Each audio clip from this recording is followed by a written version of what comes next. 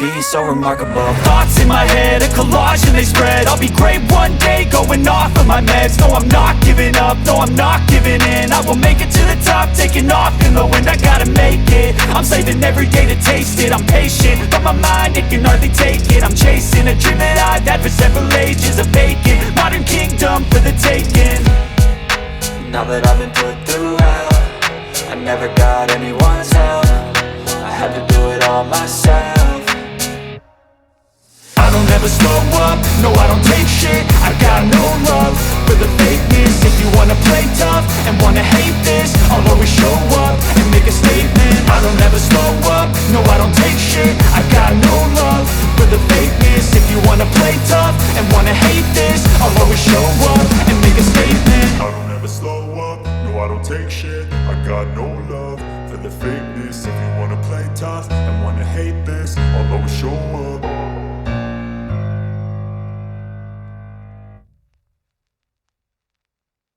mais aussi en tout cas ren foot féminin bi dinañ gis ay surprise parce que dañu gis ay équipes yi nga xam ni Jok xam na nañ si revenir lu ci mel ni Jok lu ci mel ni AS Bambey lu ci mel ni Aigle de la Médina lu ci mel ni même sax Dakar Sacré-Cœur c'est des équipes ambitieuses des équipes yoo xam ne nii dañoo am ay joueuses yu baax a baax a baax a baax et direct bi aussi mu nekkoon direct bu neex kii di AS Bambey dooroon Aigle de la Médina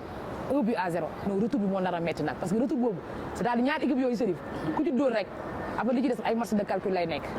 ouais. foofu la ñuy duggee ci bilan bi Amina ñu boucler li nga xam ne que moom mooy les phases allées de la D1 féminine sénégalaise mu nekkoon championnat ci phase allée bu am attraction Amina comme j'ai l'habitude de le dire tey jii nii boo doon xool ci classement Bambey ak Aigle ba nga jógee tuddee sànq ñoom ñoo toll ci point ci phase allée parce que Bambey mi ngi am 25 points Aigle am 25 points également mais Aigle lu mu dugal ren Amina xam naa dañ ci dugg ci buteuses yi bi yu Aigle dugal ren Aigle mi ngi am plus 33 Bambey am plus 11 troisième position kii di Jok ba nga doon wax léegi jàppo olympique de Guédiawaye moom moo ñëw avec 22 points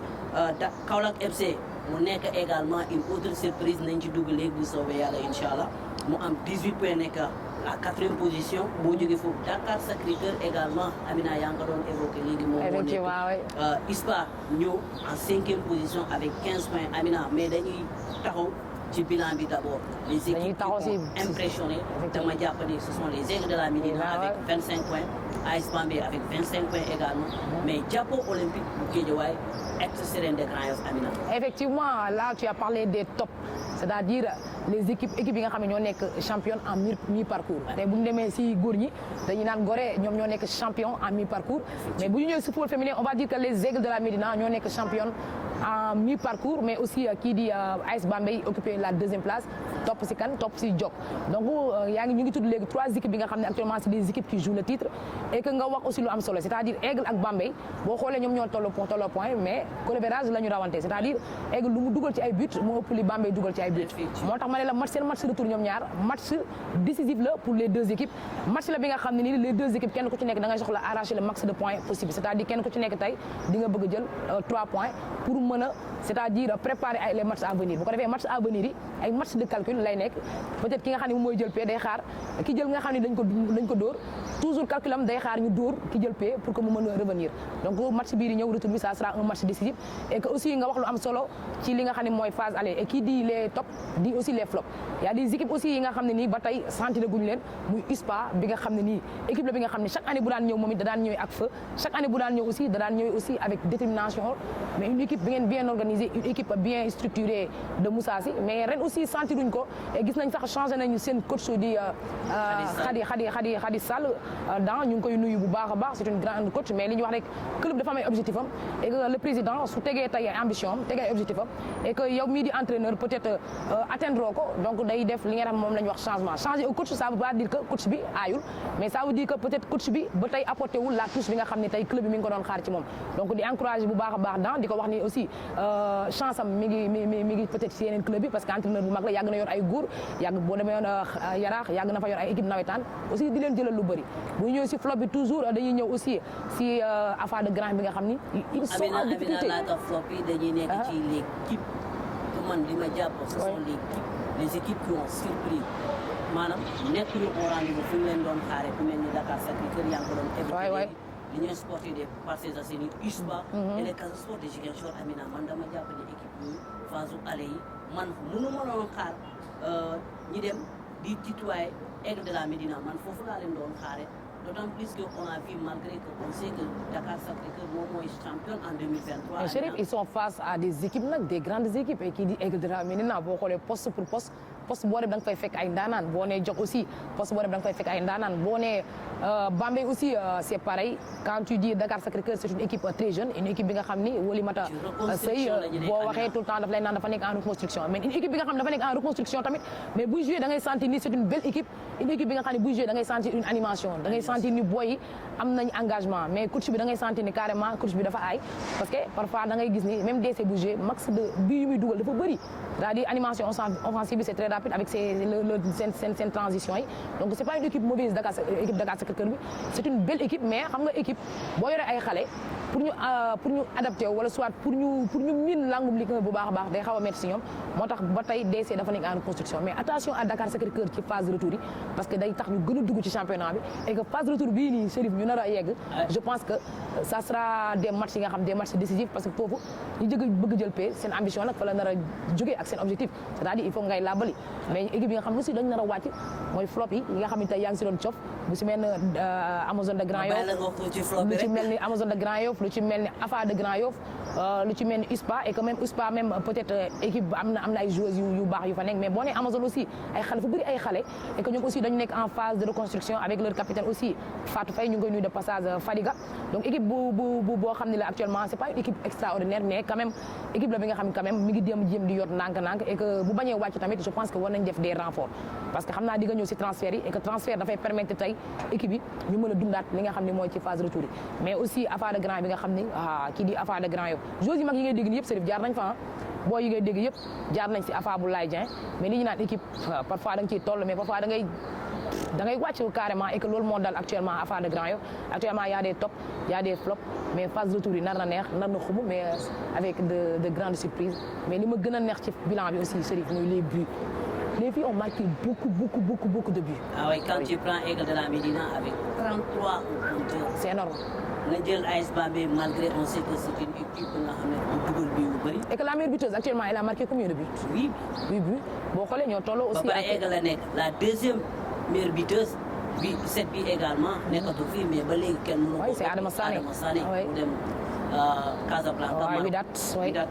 mu dem Casablanca. Amina bu ñu jógee ci bilan bi on va tout de suite entrer dans ce qu'on dit les buteurs yaa ngi ko doon évoqué léegi les buteurs de cette championnat de la D1 féminine sénégalaise. Sadigatou Diallo xam nga ko bu baax. effectivement également mu nekk la meilleure buteuse actuellement avec 8 réalisations. Amina ma bàyyi la nga xuus ci Adama Sané moom moo ci topp ñoom Marie Dior ñoom ñoo ci topp ainsi de suite. Amina ma bàyyi la nga xuus. Là tu m'as parlé des joueuses percutantes des joueuses techniques des joueuses aussi extraordinaires parce que quand booy seetaan kii di Sadigatou Diallo dafa mën a football booy bi dafa jaar Bisport nekkoon foofu ci seen centre de formation di football ak góor ñi moo tax rigueur bi ak rythme bi da ngay gis da nga koy sentir ci moom. jaar na aussi USPA mais ñëw fi nga xam ne moom mooy Aigle de la Médina une joueuse très technique une joueuse bi nga xam ni attaquante la bi nga xam ne nii damay naan buy football ak ay attaquants yoo xam dañu dégg da ngay sentir football am parce que day daw ci couloir yi day génn ci profondeur yi mais bu téyee bal bi si tànkam c'est une joueuse bi nga xam ni elle s'est éliminée et que joueuse bi attaquante boo éliminer rek ça veut dire yaa ngi créé surnombre ba pare da ngay mën a am une animation purement offensive ndax à chaque fois nga dindi benn wala ñaar rek cela veut dire que ray nga et que boobaa ci kaw di nga créé benn surnombre sa équipe dinañu taxaw da lay permettre nga mën di génnee ay passes di mën di génne ay profondeur donc Sadigatou man daf ma impressionné. que dire également ba lalaa ngeen ko ci Sadigatou de Fat Bintou Touré mu nekk fële AS Bambey Amina di def lu am solo parce que elle a 7 c'est une joueuse aussi qu'on ne présente plus sur le football féminin ici joueuse bi nga xam ne aussi moom jot na jaar fi nga xam ne moom mooy Casa Sport jaar na aussi Amazone de Grand Yoff jaar na fi si quelques clubs laata muy dem fi nga xam ne moom mooy Maroc donc moom aussi kenn dootul naatamle dafa mën a football parce que li ñu naan mën football mooy nga mën a téye bal sa tànk mën a dribbler mën a dindi mais aussi avec une forte frappe donc da ngay buy dóor da ngay sentir puissance bi nga xam ne bal bi mi ngi koy am si les transitions et tout joueuse la bi nga xam ne aussi bokk na si les top si bilan phase aller Chérif. Aïssatou Ndiaye également de Casa Sport. 6 réalisations au compteur Amina. 6 réalisations Aïssatou Ndiaye une joueuse percutante seetaan naa ko la fois passée contre Aigle de la Médina Casa Sport aussi yor une équipe jeune mais équipe bi nga xam ne dafay oser c'est-à-dire bu joué ak yow da lay téye xoj la si kaw amul équipe bu extraordinaire mais buy dajeek équipe bu extraordinaire cela veut dire day jouer sans complexe et que gis nañ si Aïssatou Ndiaye si ni mu osé si garde ni mu mënee savoir garder le ballon daf ko xam mais aussi solidarité ak bi nga xam ne mu ngi koy créer si entrejeu bi donc une joueuse aussi qu'on doit suivre Chérif Aïdara. Binta Korkel Seck. Binta Korkel Seck ouais, effectivement ancienne joueuse des Dorades de Mbour moom aussi jot na jaar fi nga xam ne moom mooy Dakar Sacré-Cœur def fa ay jaloore tamit def fa ay jaloore yu rëy dak DC ba muy jël championnat bi je pense que elle était là-bas et bokkoon na aussi ñi nga xam ne demoon nañ si compétition africaine yi laata muy ñëw fi nga xam ne mooy Aigle de la Médina boo xoolee ci équipe nationale A bi mu nekk milieu terrain de feu Binta Korkel Seck buy jouer aussi da ngay xam ni kii maanaam physique sur le plan physique elle est bien mais aussi sur le plan technique aussi da ngay gis ni elle est généreuse dans l'effort vraiment elle dépense beaucoup si côté milieu bi si entrejeu bi sur les transitions sur les relances sur les centres et tout elle est mobile tout le temps da nga koy gis fépp une joueuse bi nga xam ne tey dañuy naan waroon na dépasse fii man Binta tey damay naan heure bi waroon na ko fekk Europe muy lekk xaalisam mais léegi naan parfois football waxul dëgg mais nag mi ngi ci lancé bi mi ngi ci dans la bonne voie la ci reste rek mooy mu gën si nekk et que en tout cas def na une bonne phase de aller donc le reste mooy retour bi mu jëm ko maintenir jéem a maintenir gap bi pour que suñu prochaine échéance yi di ñëw bokk na si yaakaaru Mamoussa Cissé. Amina Khadijatou Samb nekk attaquante au niveau de l'Union sportive des Parcelles Assainies USPA. moom itamit mu am 5 bi loo ci mën a wax également ci Khadijatou Samb. oui moom aussi elle est jeune xale la et mi ngi ci yoon bi donc déjà pour un début elle a marqué 5 buts cela veut dire que mi ngi ci yoon bi et que elle a ses ambitions maintenant ñu ngi fi tudd nii yëpp 8 buts 7 buts 6 buts la concurrence elle est rude. cela veut dire que tey ki war a jël meilleure buteuse bi tey war na mën a dugal plus de buts c'est-à-dire actuellement ki nga xam ne moo ëppale but c'est Sadigatou avec 8 buts et que boo xoolee aussi si meilleure buteuse yi chaque année Binta Diakhaté yu bëri xam nañ ko tey ci football féminin moo nekkoon fële moo nekkoon Ahmed Fall jot na jaar fi nga xam ne mooy Metz c'est la sœur de Eva Neymar Diakhaté je pense que année bi mu fi doon jugee Sénégal elle avait marqué 31 buts moom aussi yaa Amina taxawal foofu est-ce que booy nañ ko roppi moom laay ñëw parce que ak yaa Mame Bassine aussi Mame Bassine bi nga xam ne nekkoon na si ren je pense que su ma juumul ci chiffres yi 31 ou 32 mais dinaa dem gën a gëstuwaat pour xool réellement chiffres mais ñooñu noonu c'est des références yi nga xam ne elles ont marqué beaucoup de buts. Il y a aussi Ngenaar Ndiaye bi nga xam ne année bi mu fi jógee aussi di dem elle avait marqué si je me trompe pas 28 buts côté yooyu noonu donc c'est des références moo tax xale yii nii actuellement bu ñu bëggee romb foofu phase aller 8 buts rek lañ marqué gum ki jëlagul top bi meilleure buteuse bi et que c'est Sadigatou donc ñu ngi ñaanal xale yi ñu raw ñi nga xam ne ñoom ñoo fi nekkoon c'est parce que ñooñu tey ay miroir lañ ay référence lañ ko ci mel Binta Diakhaté ko ci mel Mame Bassine bi nga xam ne moo nekkoon Sénégal ku ci mel aussi Ngenaar Ndiaye c'est des numéro 9 type yi nga xam ne nii tey Sénégal dañoo am yaakaar ci ñoom donc tey xale yi bu ñu ñëw di def lii ça veut dire que en tout cas la relève elle est assurée Serif. Amina ci ñaari buteuses yi laa lay bàyyi nga xuus après ñi jàll ci beneen point bi moom mooy sa beneen joueuse xam nga ko bu baax kii di Maty Cissokho avec ses 5 réalisations de la saison.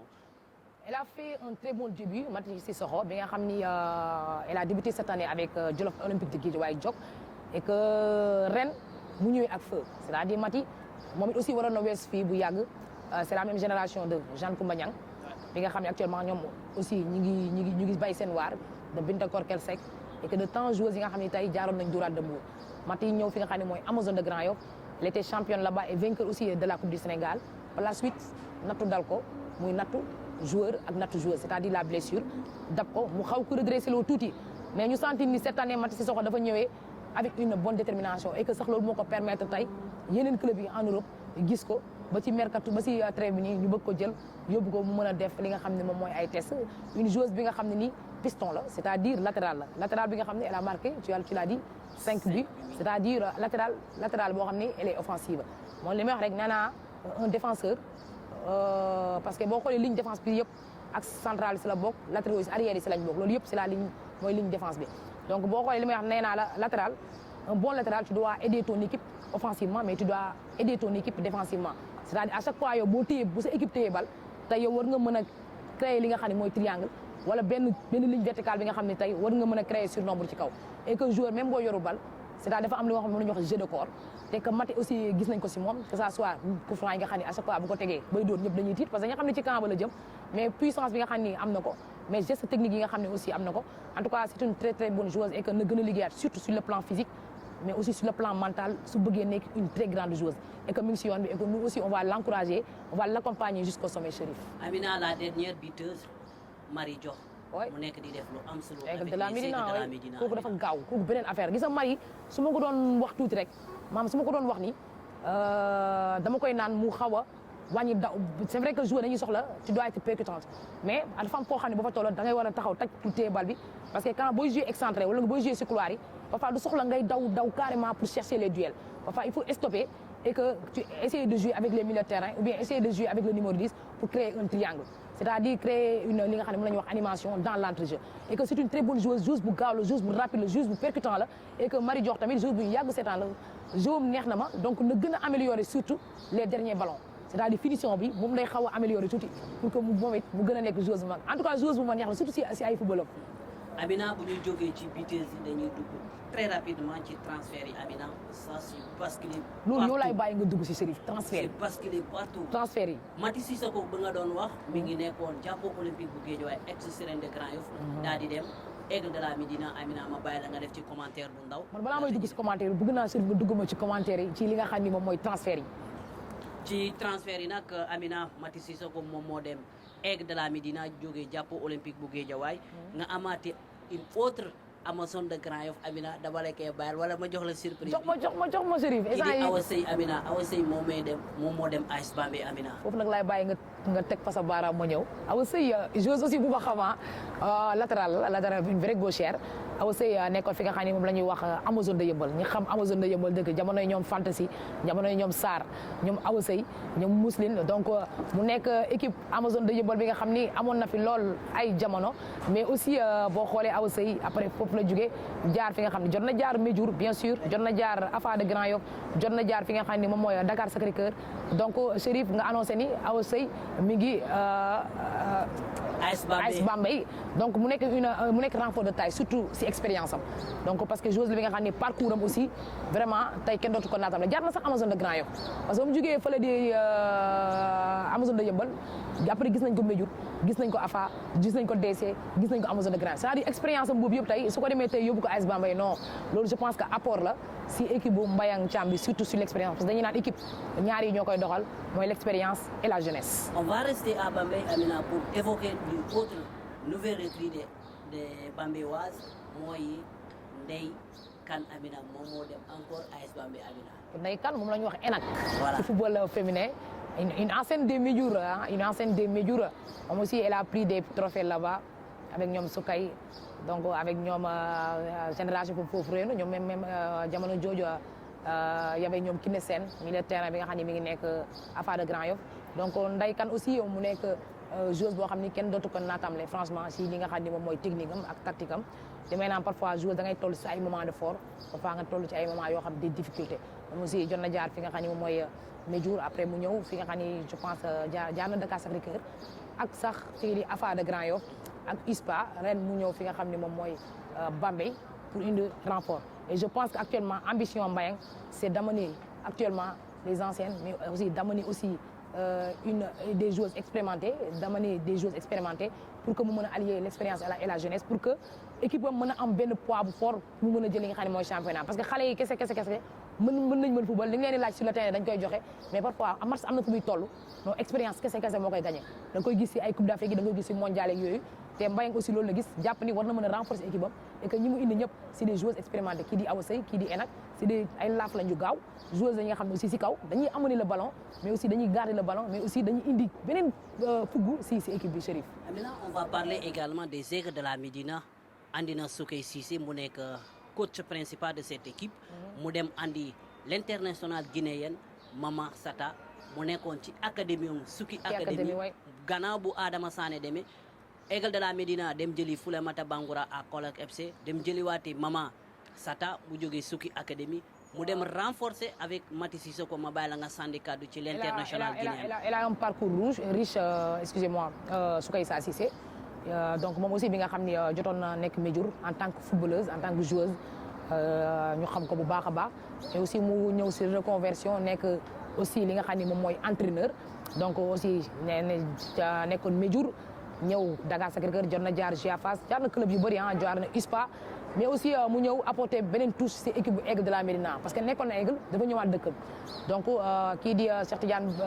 Messi ñëw am confiance yi moom jëli ko pour mu ñëw renforcer li nga xam ne moom mooy équipe am boo xoolee défaite bi nga xam ne Aigle amoon na ko contre Bambey après si la ñu changé parce que Baba moo nekkoon coach principal bi si la ñu indi coach Issa Cissé coach Soukay Issa Cissé pour mu indi beneen apport ci équipe bi. léegi gis nañ bilan bi nga xam ne def na ko sur les 2 matchs elle a gagné les 2 matchs donc c'est une grande coach aussi ñu ngi koy encouragé bu baax a baax mais aussi renfort bi nga xam ne indaale na ko donc mu nekk joueuse bi nga xam ne nekkoon na li nga xam ne mooy ci académie am donc mu indaale ko donc mu nekk joueuse bi nga xam ne nii elle est technique elle est tactique et que moom aussi jàpp na ni war na ko mën a apporter benn touche moom tam mu indi ko. Amina club yi daanaka ñoom ñëpp a renforcé mais dañuy laal tuuti beneen club également ñu jógee nord dem si kii di Casa Sport également Amina moom jot na renforcé avec l'arrivée de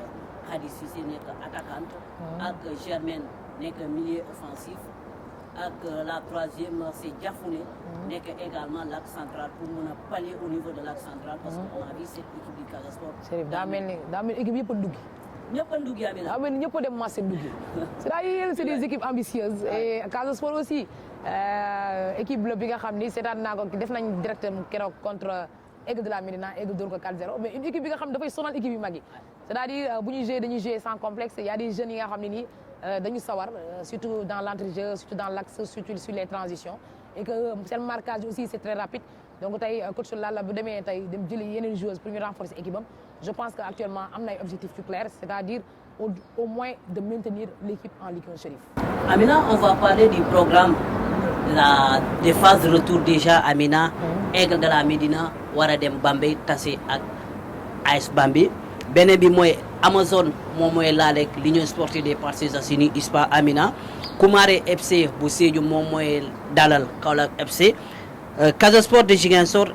moom mooy dalal AFA de Grand Yoff Amina lii moo nekk programme bi ma bàyyi la nga commentaire dina après ñu génn match yi bi ma si gën a neex mooy match wax nga ko léegi c'est Aigle de la Médina contre